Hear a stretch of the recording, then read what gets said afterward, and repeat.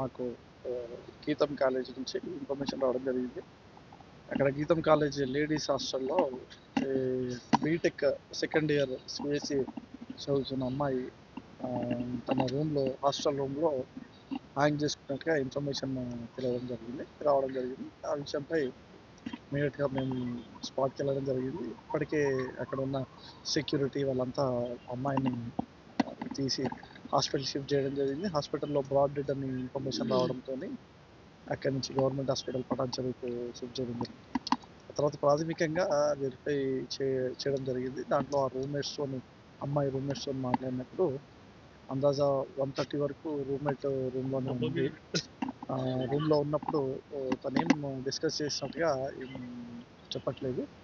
సరైన కారణం అయితే ఇప్పటివరకైతే తెలియలేదు. అది ఎందుకు అమ్మాయి హ్యాంగ్ చేసుకుందని సరైన కారణం వాళ్ళ పేరెంట్స్ వచ్చిన తర్వాత వెరిఫై చేసి చేయడం జరుగుతుంది. ఎట్లా చనిపోయింది సార్? హ్యాంగింగ్ చేసుకొని రూమ్‌లో ఫ్యాన్‌కి తన బెడ్‌షీట్‌తోని హ్యాంగింగ్ చేసుకొని వేలాడుతూ చనిపోవడం జరిగింది. వాళ్ళ ఫ్యామిలీ మెంబర్స్ ఎవరన్నా ఫ్యామిలీ మెంబర్స్ అంటే ఫాదర్ వాళ్ళ ఫ్రెండ్ వచ్చారు.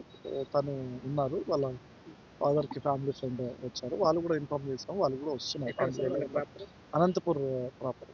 సుమారు 1:30కి రూమ్‌మేట్ అయితే రూమ్‌లో ఉన్నప్పుడు చూసింది. అప్పుడు ల్యాప్‌టాప్‌లో ఏదో పని చేసుకుంటున్నది. రూమ్‌మేట్ లంచ్ కోసం వెళ్ళింది.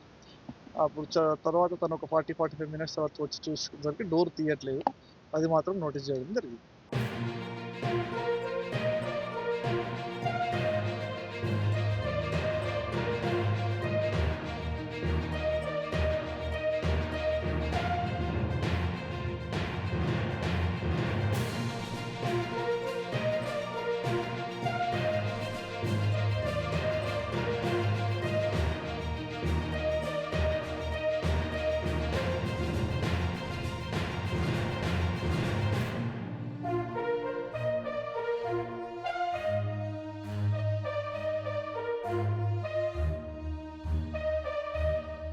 మాకు గీతం కాలేజీ నుంచి ఇన్ఫర్మేషన్ రావడం జరిగింది.